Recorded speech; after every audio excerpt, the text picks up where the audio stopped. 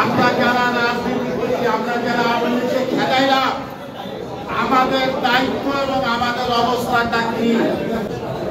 কালকে রাষ্ট্রপতি বলছে যে অতি সত্বর খালেদা জিয়ার মুক্তি হবে এবং এই দেশের পার্লামেন্ট রিজলভ হবে। যতক্ষণ পর্যন্ত পার্লামেন্ট রিজলভ না হয় ততক্ষণ পর্যন্ত পার্লামেন্টের সদস্যরা হচ্ছে সরকার। সুতরাং কি হইল এটা বুঝতে হবে। এখনো তত্ত্বাবধায়ক সরকার হয় নাই, এখন এই পার্লামেন্টের যারা মেম্বার তাদের সরকার। সুতরাং আমাদেরকে এই জন্য ধৈর্য ধরতে হবে। আমাদের জাতীয় নেতৃবৃন্দ রাষ্ট্রপতির সাথে কথা বলছে। আমরা বলেছি যে একটা পার্লামেন্ট রিজলভ হবে, একটা সরকার হবে জাতীয় সরকার, অন্তর্বর্তীকালীন সরকার। এই অন্তর্বর্তীকালীন সরকার হবে কোন সামরিক বাহিনীর অধীনে আমাদের রাষ্ট্র চলবে না।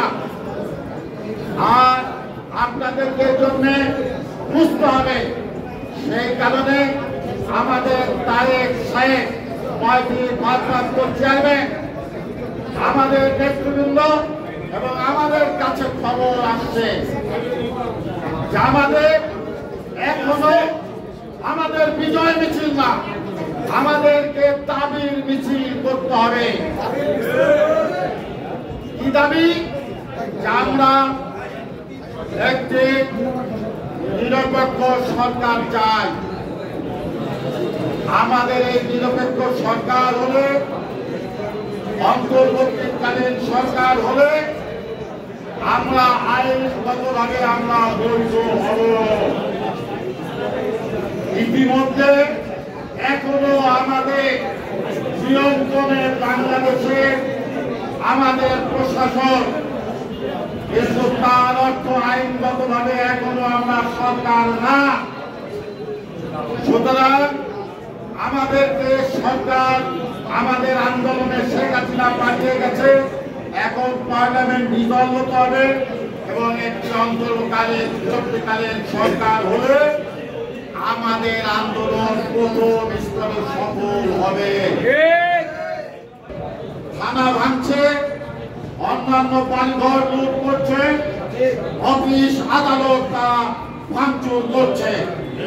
তারা যারা করছে, সুতরাং আমাদের দায়িত্ব রাস্তায় থেকে আমাদের এই সরকারের কাছে দাবি হবে যে আমাদের আন্দোলন বৃথা হয়ে যাবে।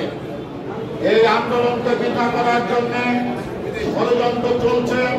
ফরিদপুরে যে দুর্ঘটনা ঘটেছে কোতোয়ালি থানায়, মধুকালীতে, সদরপুরে, এগুলা বিএনপি বুঝতে পারছি না কারা এগুলা জড়িত।